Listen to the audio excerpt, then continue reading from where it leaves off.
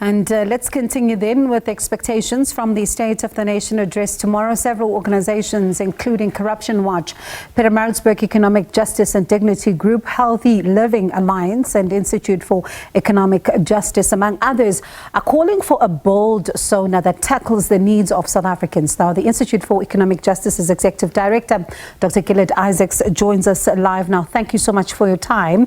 You're expecting a bold State of the Nation address that aligns policy across government. Tell us more. Expecting and hoping might not be the same things here. So what we're hoping for, or what we're asking for, is in this letter is two main elements. The first is we identify a series of critical policy priorities in employment creation, in public services, in infrastructure, and in social grants, amongst others. The second, which actually I think is perfectly illustrated by the segment which you've just had on the water crisis, is that we are saying that we have to align these policy promises with the budgetary implications. What we can't have, which we have seen previously, is a president stand up, make promises, and 2 weeks later, a budget speech where there isn't funds allocated to fulfill those.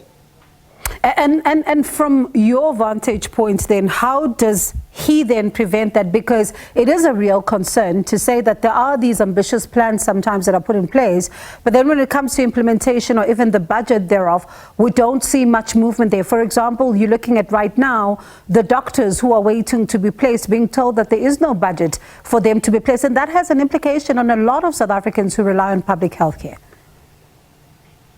Absolutely. And of course, budget's only one part of implementation, and we know that there are implementation failures outside of the finances, whether it's corruption or mismanagement, lack of skills, and so on. But having a budget is a necessary, if insufficient, for implementation. It's impossible to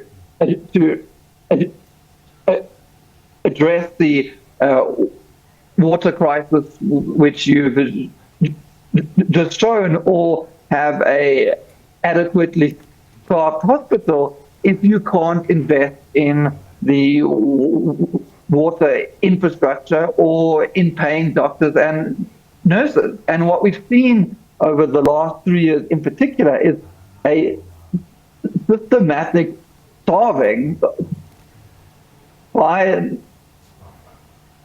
national treasury of these essential economic and social services.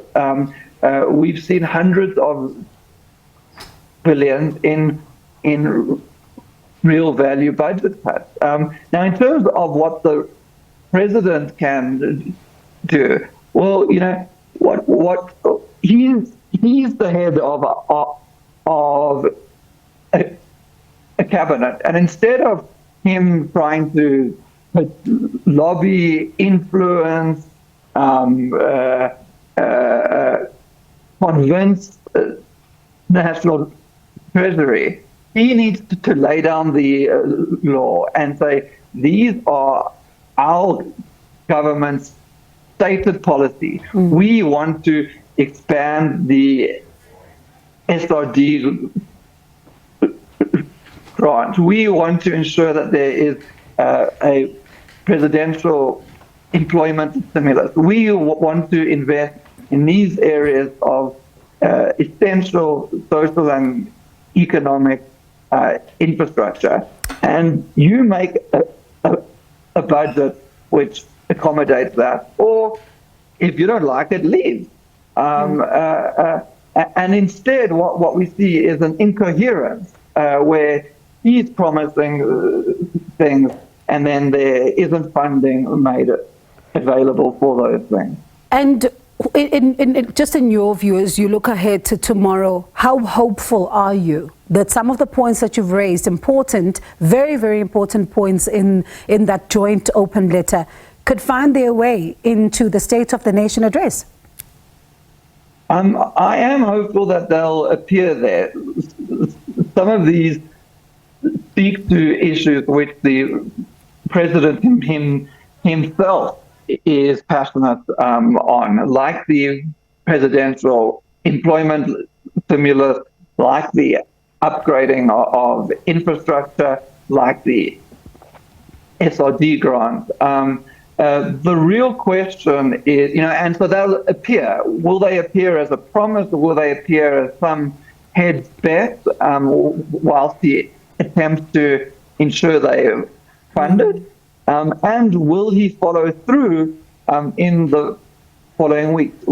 We know that right now, the most successful public employment program that we've ever had in South Africa is still not properly funded, and that there is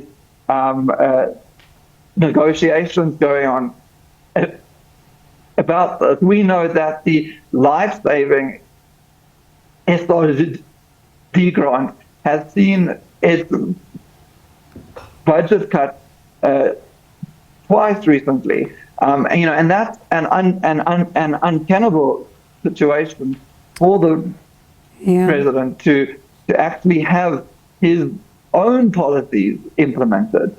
And Dr. Isaacs, I'll be keen to even talk to you again just after the State of the Nation address to see if you're happy about some of what we'll get to hear tomorrow. But thank you so much for sharing your hopes ahead of tomorrow with us. That is the Institute for Economic Justice's Executive Director, Dr. Gilad Isaacs.